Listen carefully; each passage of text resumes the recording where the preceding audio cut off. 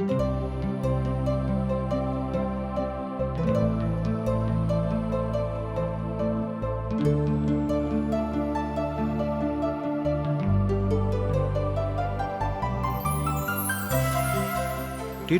India के प्रस्तुति आशक इजोत बाइबल के पुस्तक के क्रमबद्ध अध्ययन अछि, जाहि में अहाँ सबके वह मिलैक जे परमेश्वर द्वारा बनावल गेल मसीह के स्वरूप में जिये के लेल आवश्यक अछि। बाइबल यह बातों के बुनियादी रूपरेखा के सेहो शामिल करै छथि कि विश्वास के दोसर के संग कोना कऽ जियो के अछि। यह यीशु मसीह के अनुसरण करै छी।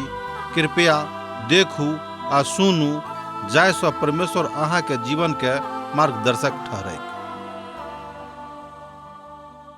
आशाक इजोत मैथिली कार्यक्रम में एक बेर आर हम अहाँक अभिनंदन प्रभु यीशु मसीह के मीठ, पवित्र आ अनुग्रहकारी नाम में कऽ रहल छी। हमर भाई बहिन, हमरा लोग के अखन रोमियो के पोथी के अध्ययन कर रहल छी। आजुक दिन हमरा सब 10वीं अध्याय में पहुंच गेलहुं हैं। हमरा सब इजरायली के वर्तमान दशा के देखलहुं हैं। वो ओहि बातक गमा चुकल छथि। वो सब कत्तो हरा गेल छथि आ आजुक दिन हुनक स्थिति वह छनि आ ओ एही तरह हरायल छथि जेना आम लोक हरायल छथि। कारण अछि समस्त धार्मिकता अंतिम केंद्र बिंदु के ऊपर आधारित अछि आ प्रभु यीशु मसीह जे थिकाह तकरा ओ सब नहीं बुझैत छथि। अब साधु पौल परमेश्वरक स्वतंत्र इच्छा सँ हटि कऽ मनुष्य जाति के कर्तव्य निष्ठा के दिस जा रहल छथि आ हुनका बता रहल छथिन कि अहाँके कर्तव्य निष्ठा की अछि। अध्याय 9 के अंतिम हिस्सा में बह चुकल छथि, अर्थात 9वां अध्याय के अंतिम प्रकथान में यह बातक बतायल गेल छलिक, जकरा हमरा लोकनि अध्ययन कऽ चुकल छी बा एना हम बाजि सकैत छी जाहि बातक अध्ययन हमरा लोकनि कऽ चुकलहुँ हैं। इसराइली के वर्तमान दशा केहन अछि तकरा ऊपर आजुक दिन हमरा लोकनि मनन कऽ रहल छी आ साधु पौल एहि विषय वस्तु पर की कहैत छथि तकरा ऊपर हमरा लोकनि देख रहल छी। इसराइली के वर्तमान दशा। हे भाई सब, इसराइली लोकक लेल ई हमर मनक इच्छा अछि आ परमेश्वर सँ हमर प्रार्थना अछि जे ओ सब उद्धार पाबिक। रोमियो पोथी तकर 10वां अध्याय तकर 1 पद में एही बात से साधु पौल आरंभ करैत छथि। वो कहैत छथि कि हे भाई सब, इसराइली लोकक लेल ई हमर इच्छा आ मनक इच्छा अछि जे परमेश्वर सँ हम प्रार्थना कऽ रहल छी ओ सब उद्धार पाबिक। के तऽ इसराइली सब। एहिठाम साधु पौल इसराइली सभक उद्धारक लेल परमेश्वर सँ प्रार्थना कऽ रहल छथिन। ओ सब स्वयं जिम्मेवार छलाह, अर्थात परमेश्वरक जिम्मेवार छलाह। हमर प्रभु हुनका सभक बजौने रहत, हुनका सभक ऊपर एहि तरहक दिन आबि जेतैक जहन अखन हुनका सभक दिन आबि गेल छनि। ई बात बड्ड दुखक अछि। ओ सब स्वयं छटपटाबैत छथि और छोड़ाबै वालाक बाट खोजैत छथि। एही बातक स्पष्टीकरण लूकाक रचल सुसमाचार तकर 19वां अध्याय आ तकर 43 आ 44 पद में होइत अछि। आ आजुक राष्ट्रक यह दशा थिक। हमर भाई बहिन, कोनो राष्ट्रक दुर्दशा एहि द्वारा होइत अछि जहन ओहि राष्ट्रक लोक ईश्वरवादी नहीं रहैत छथि। मान लियो संसारक कोनो राष्ट्र किएक नहीं हुए कि जो ओ राष्ट्र परमेश्वरक नहीं चिन्हैत छथि, ईश्वरक आदर नहीं करैत छथि, तऽ ओहि राष्ट्रक दुर्दशा शुरू भऽ जाइत अछि। मुदा बहुत लोग एहि बातक जिम्मेवारी अपना ऊपर लैत छथि कि हम अपन राष्ट्रक बदलि देबै। ई बात उचित नहीं लागैत अछि, किएक तऽ परमेश्वरक वचन एहिठाम बाजि रहल छथि कि जे राष्ट्र परमेश्वरक आदर नहीं करैत छथि ओहि राष्ट्रक दुर्दशा भेनाइ बड़ जरूरी अछि, बा एना कहियो कि ओहि राष्ट्रक दुर्दशा भऽ जाइत अछि। अहाँ अपन राष्ट्रक दुर्गतिक लेल जकरा में अहाँ रहैत छी अहीं जिम्मेवार छी। तैं जतेक मसीही लोक एहि राष्ट्र में रहैत छथिन हुनका सभक ई काज अछि जे अपन राष्ट्रक शांतिक लेल, अपन राष्ट्रक समृद्धिक लेल, अपन पड़ोसीक भलाइक लेल परमेश्वर सँ प्रार्थना करी। एहि बातक साधु पौल एहिठाम बड्ड स्पष्टता के साथ कहैत छथि कि अहाँ जतऽ छी अर्थात जाहि देशमे अहाँके जन्म भेल अछि ओहि देशक अहाँ नागरिक थिकहुँ हेँ, तहन परमेश्वर अहाँके एकटा काज देने छथि, ओहि देशमे शान्ति स्थापनाके लेल अहाँ प्रार्थना करू। जँ ई काज अहाँ नहि कऽ रहल छी तेकर मतलब इएह भेल कि अहाँ परमेश्वरक आज्ञाके उल्लंघन कऽ रहल छी। एहि बातक साधु पॉल एहिठाम बता रहल छथि। एहिठाम ओ इसराइली सभक सिखा रहल छथिन कि हुनक वर्तमान अवस्था कतेक खराब भऽ गेल छनि। तेहन साधु पॉल कहैत छथि कि जे हमर हृदयक हार्दिक इच्छा अछि ओ इएह अछि जे ओ सब कोनो अर्थात ओ सब केओ उद्धार पाबैक और परमेश्वरक शांतिक अनुभव करैके। एहि वक्तव्य में अब अहाँ 3 महान बातक देख सकैत छी। इसराइलीक दशा तकरा अहाँ रोमीक पोथी तकर 9 अध्याय आ 4 आ 5 पद में देख सकैत छी। दोसर बात अछि इसराइली सब परमेश्वरक परेशान कयने छलाह, एहि बातक अहाँ दोसर रूप में देख सकैत छी। आ तेसर जे मुख्य बात थिक ओ सब एहि दशा में पहिने नहि रहत, मुदा आब ओ एहि दशा में आबि गेल छथि। एहि तरह एहि तीनों बातक एक एक कऽ हमरा लोकनि देखब। पहिल महत्वपूर्ण वाक्य अछि, एहि बातक अहाँ रोमियोक पोथी तकर 9 अध्याय 4 आ 5 पद में देख सकैत छी। तकरा अहाँ देखियो चुकलहुँ हैं, मुदा अहाँके हम स्मरण दिया रहल छी। ओतऽ अहाँ देखियौ जतऽ धर्मी लोकक उद्धार नहि भेटतनि तकरा ऊपर जोर देवल गेल छी। जहन अहाँ अहमके भावनाके लऽ कऽ बढ़ैत छी और अहाँ बुझैत छी अहाँ बड्ड ज्ञानी भऽ गेलहुँ हैं, परमेश्वरके पवित्र वचनके ज्ञान अहाँके लग बहुत भरपूरी के साथ भऽ गेल अछि, तहन हम इएह कहब कि लगभग अहाँ जतऽ छी ओते अहाँ रहब। उद्धारक अनुभव वा अनुभूति खूब नीकसँ अहाँके नहि भेल अछि। हम अहाँसँ एकटा बात कहब, तकरा अहाँ ध्यान दियौ कि अहम शब्द जँ अहाँके लग अछि, अहम शब्दक जँ भावना अहाँके हृदयमे अछि तऽ तकरा अहाँ निकालि कऽ फेंक दियौ। आजुक कलीसियामे लगभग 75% लोग जे छथि हुनका उद्धारक नीक अनुभव नहि भेल छनि। सोझ गपमे जँ हम बाजी तऽ अहाँ तमसायब नहि, ओते लोग अर्थात 75% लोग उद्धारक अनुभव नहि कयने छथि, मुदा ओ सब कलीसियामे जाइत छथि, कलीसियाक सदस्य छथि, कलीसियामे सब तरहके भागीदारी दैत छथिन, मुदा हुनक उद्धार नहि भेल छनि। एहि तरहक एकटा विश्लेषण एहिठाम डॉक्टर मैगी साहब राखैत छथि रोमी के पोथी के अध्ययन करलाके बाद। की अहाँके हृदय में मसीह छथि? ध्यान दियौ, की अहाँके हृदय में मसीह छथि? एहि बातक अहाँ स्वयं टटोल के देखियौ, विश्लेषण कऽ कऽ देखियौ। अहाँ धर्मी बनि कऽ एकटा अधर्मी पुरुषक रूप में छी, अर्थात ऊपर से धार्मिकताक जे ओढ़ना अहाँ ओढ़ि कऽ चलि रहल छी, ऐसे तऽ लागैत अछि कि अहाँ धर्मी पुरुष छी, मुदा अहाँके अंदर अहाँके अंतर मन में ओतेक नीक धार्मिकता नहि अछि। इसराइलक यह बात रहनि, अर्थात इसराइली लोग सब एही कारणे परमेश्वर से पृथक होइत गेलाह। यह बात साधु पॉल एठाम बाजि रहल छथिन, मुदा धार्मिकता नहि दऽ सकलाह। पौलुसक इच्छा छनि जे इसराइली के उद्धार होइक। एठाम देखियौ कि जे परमेश्वरक के चुनायल प्रजा छलाह, एठाम साधु पॉल हुनक उद्धारक लेल प्रार्थना कऽ रहल छथि। ओ प्रार्थना कऽ रहल छथि कि हमर मनक इच्छा यह अछि जे इसराइली लोगक के उद्धार होइके। दोसर शब्द में एठाम देखियौ कि बेंगल कहैत छथि इसराइली सब छोड़ेबाक योग्य छलाह। पौलुस हुनका सभक लेल प्रार्थना करैत छथि कि नहि, ई बात बेसी महत्वपूर्ण छल।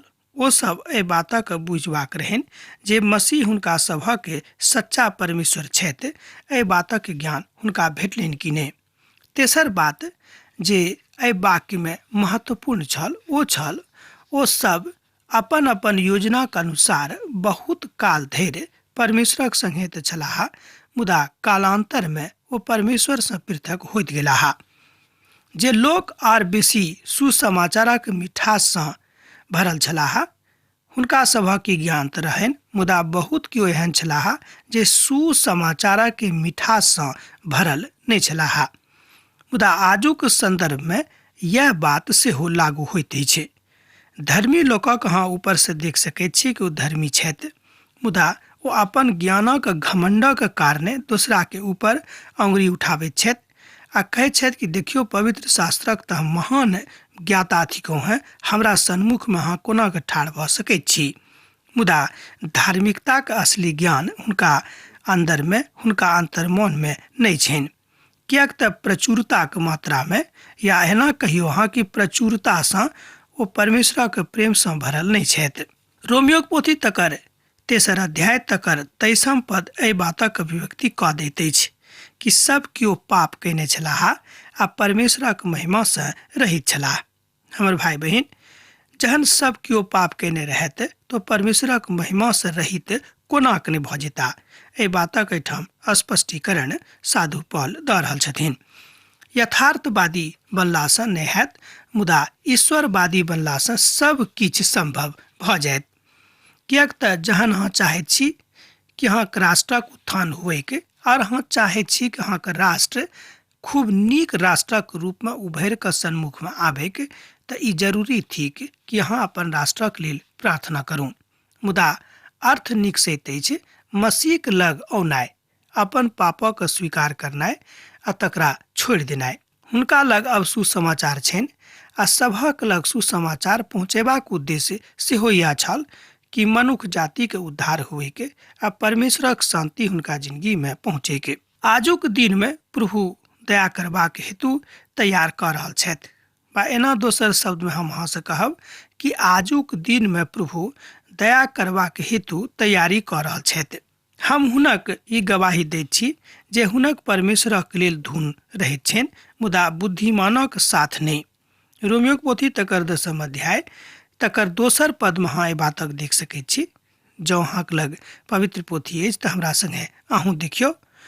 हम हुनक ई गवाही दैत छी जे हुनका परमेश्वरक लेल धुन रहैत छनि, मुदा बुद्धिमानक साथ नहि।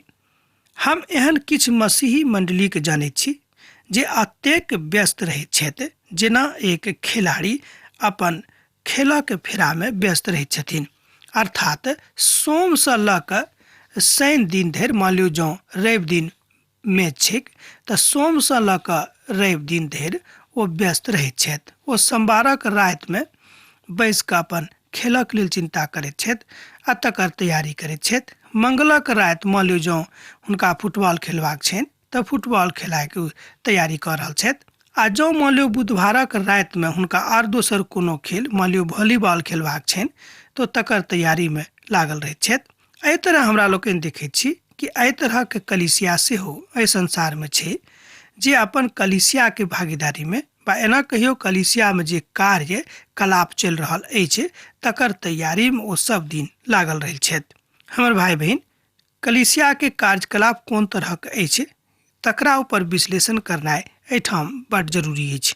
साधु पौल कहैत छथि कि जँ अहाँ अपन कलीसिया के कार्यकलापक विश्लेषण नहि करैत छी तहन ई उचित बात नहि अछि।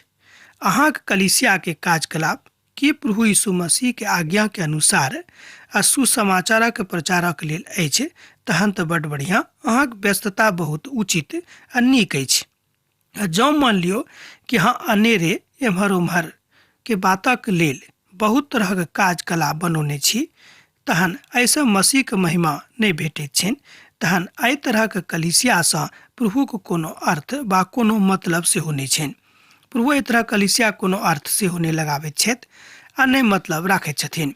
मुदा हमरा लोकनि खूब मगन रहैत छी आ ई सोचैत छी जे हमरा सब प्रभुक लेल बहुत किछु कऽ रहलहुँ हैं। हमर भाई बहिन, साधु पौल एहि बातक जागृति एहिठाम दऽ रहल छथि, मुदा हुनका सभक लग एकटा धर्म छनि। हमर मित्रवर, की अहाँक लग प्रभु यीशु मसीह छथि? कनि अहाँ ध्यान दियौ, हम अहाँ से पूछै छी, हमर मित्रवर, की अहाँक लग प्रभु यीशु मसीह छथि? की अहाँ हुनक धार्मिकता के ग्रहण कऽ चुकलहुँ हैं? आब कनेक पद 3 के दिस ध्यान दियौक। किएक तो परमेश्वरक धार्मिकता सँ अनजान भऽ कऽ अपन धार्मिकता के स्थापना के यत्न कऽ रहल छथि, परमेश्वरक अधीनता के अधीन नहि भेलाह। एहि तरह साधु पौल एहिठाम कहैत छथि कि आजुक कलीसिया बा आजुक लोक अपन धार्मिकता के स्थापना कऽ रहल छथि आ परमेश्वरक धार्मिकताके ओ बिसरा देने छथि। तहन अहाँ की बुझैत छी कि एहि तरहक धार्मिकतासँ केओ की परमेश्वरक प्रसन्न कऽ सकैत छथि? इस्राएलक संबंधमे ई बात बड्ड सच रूपें लागू होइत अछि। आजुक दिनमे ई बात जतेक इस्राएली लोक छथि हुनका सभक संगे ई बात लागू होइत छनि। ई देख कऽ साधु पौल बड्ड दुखित होइत छथि। एकटा विद्वान पवित्र पोथीके एहिठाम कहैत छथिन कि एहि बातक सोचि कऽ हम बड्ड दुखित भऽ जाइत छी। कारण ई अछि कि परमेश्वर हुनका संगे नहि छनि। हमर मित्रवर, परमेश्वर जहन अहाँक संगमे छथि तऽ एहि सभटा बातक अहाँ दूर कऽ सकैत छी। हम जानैत छी कि हम मनुष्य छी आ हमरा लग तरह तरहक कमजोरी अछि। केओ एहन नहि छथि कि जिनका लग कमजोरी नहि छनि आ एहि बातक ज्ञान प्रभु परमेश्वरक सेहो छनि। पवित्र पोथी बाइबिल बताबैत अछि कि हमरा मालूम अछि कि मनुष्य तऽ माठे छथि। तहन माठमे जतेक तरहक खराबी अवगुण छनि ओ सभटा अवगुण मनुखोक लग छनि। एहि बातक जानकारी प्रभु पिताके छनि। डॉक्टर ग्रिफिथ एहि कमजोरी पर बड्ड बाजने छथि। ई बात ओ ओतेक उचित नहि बुझैत छथि। ओ कहैत छथिन कि जे लोक सदिखन पवित्र पोथी बाइबिल पढ़ैत छथि आर तकर मूल सिद्धांतसँ परे रहैत छथि तऽ एकर अर्थ इएह भेल कि परमेश्वरक लगमे रहि कऽ आ हुनक आदर नहि करनाइ। एहि तरहक लोकक कमी नहि छनि। बहुत केओ पवित्र पोथीके महान ज्ञाता छथि, हुनका खूब ज्ञान छनि, मुदा ओ प्रभुक आदर नहि करैत छथि। हुनका एहि बातक घमंड रहैत छनि कि ओ परमेश्वरक पोथीके अध्ययन कयने छथि आ जतेक बात परमेश्वरक पोथीमे छैक ओहि सभटा बातक ओ जानैत छथिन। ई व्यक्तिगत बात भेल। तकरा अहाँ प्रभुमे एहि तरह देख सकैत छी। इएह कमजोरी आजुक मसीह मंडलीमे सेहो पाओल जाइत अछि। ओ मात्र इएह बुझैत छथि कि हमरा लोकनि अगुआ कलीसिया छी, हमरा सब एहि बातक ज्ञान राखैत छी, मुदा जे केओ दोसर छथि हुनका परमेश्वरक ज्ञान नहि छनि तहन ओसभ बड्ड पछाड़ी छथि। हमर भाई बहिन, यह मुसीबतक कारण आजुक दिनमे बनल अछि।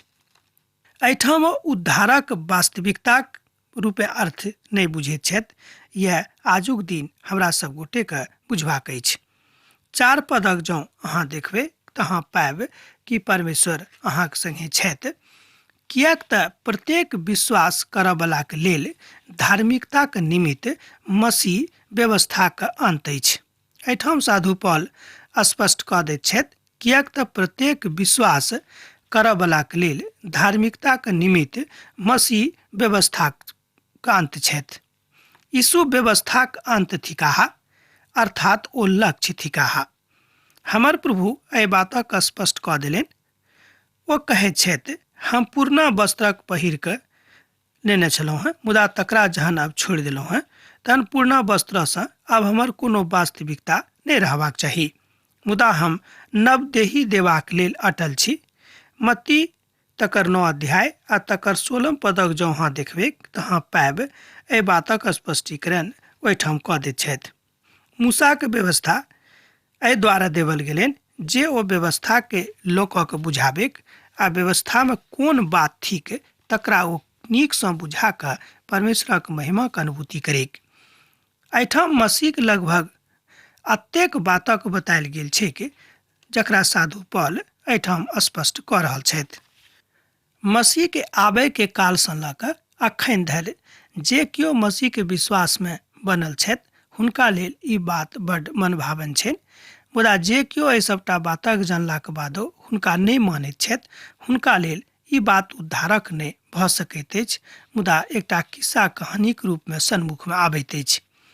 इसराइलीके वर्तमान दशाक विषयमे साधु पौल एहिठाम कहैत छथि।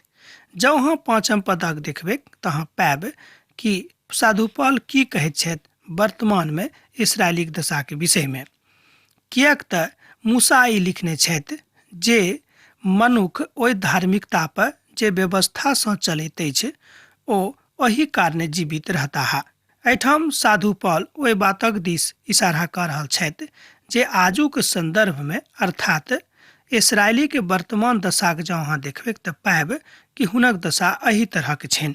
एहि बातक एहिठाम बतायल गेल छै जे धार्मिकता तऽ अहाँक आवश्यक भेट जायत, मुदा प्रभु यीशु मसीह अहाँके नहि भेटता।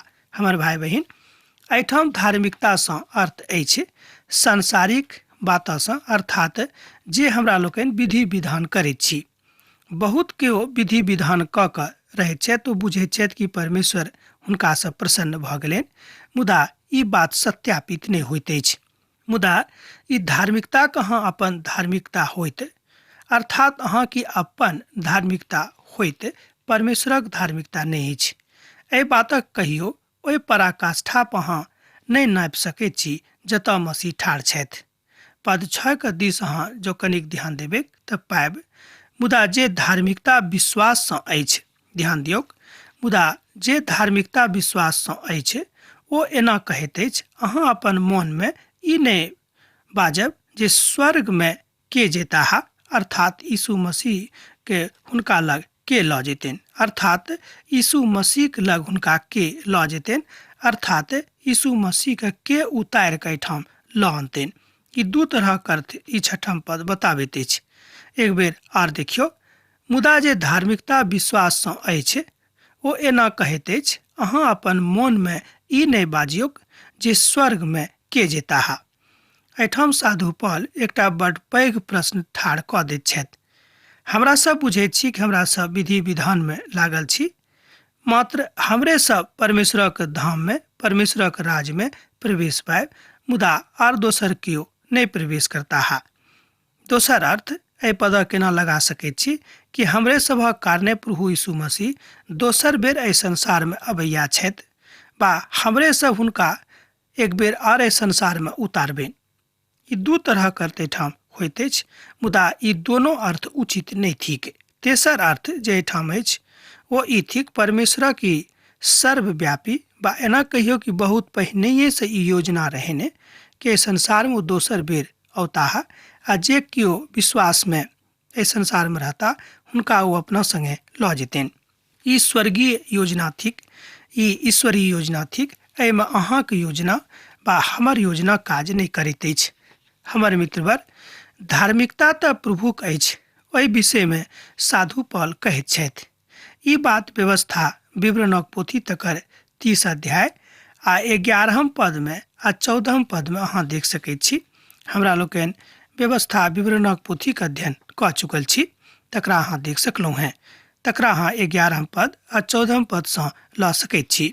बड्ड गहीर में के उतरता है, ध्यान दियौक, वो कहै छथि कि बड्ड गहीर में के उतरता है, अर्थात मसीहक मोलामे सँ जियाक ऊपर अनबाक लेल। ध्यान दियौक, वो कहै छथि कि बड्ड गहीर में के उतरता है, अर्थात मसीहक मोलामे सँ जियाक ऊपर अनबाक लेल। ई बात 10 अध्याय के 7 पद में बतायल गेल अछि। अहाँ ओतऽ जायब जतऽ मसीह छथि, किएक तऽ अहाँ मसीहके स्वीकार कयलहुँ हैं, हुनका अपन उद्धारकर्ताक रूपमे मानलहुँ हैं। ई बात सत्यापित अहाँके मोनमे भऽ जाइत अछि। तकरा बाद हमरा लोकनि रोमियोक पोथी तकर 10 अध्याय आ 8 पद में देखैत छी। मुदा ओ की कहैत छथि, ई की वचन तऽ अहाँके लगमे अछि, अहाँके मुखमे और अहाँके मोनमे अछि। ई वह विश्वासक वचन अछि जे हम प्रचार करैत छी। अब आजुक अध्ययन हमरा एहिठाम समाप्त करबाक आज्ञा दिअ, किएक तऽ अहाँसँ विदा होयके काल भऽ रहल अछि। प्रभु यीशु मसीह के नेह सैत घड़ी अहाँ सभक जिंदगी में बनल रहेक। आमीन। हमर विश्वास अछि कि ई कार्यक्रम अहाँके लेल लाभदायक सिद्ध अछि। हम चाहै छी कि अहाँ अपन आशीषके हमरा संग साझा करू। जँ अहाँ के नजीक बाइबलसँ आ जीवनसँ संबंधित कोनो प्रकारके प्रश्न भऽ सकै अछि तऽ अपन समस्याके लेल प्रार्थना करबाके लेल जँ चाहै छी तऽ हमरा फोन नंबर पर जरूर संपर्क कऽ सकै छी। परमेश्वर अहाँ सबके लेल एकटा सुंदर, सुखद, आनंदित दिन प्रदान करै।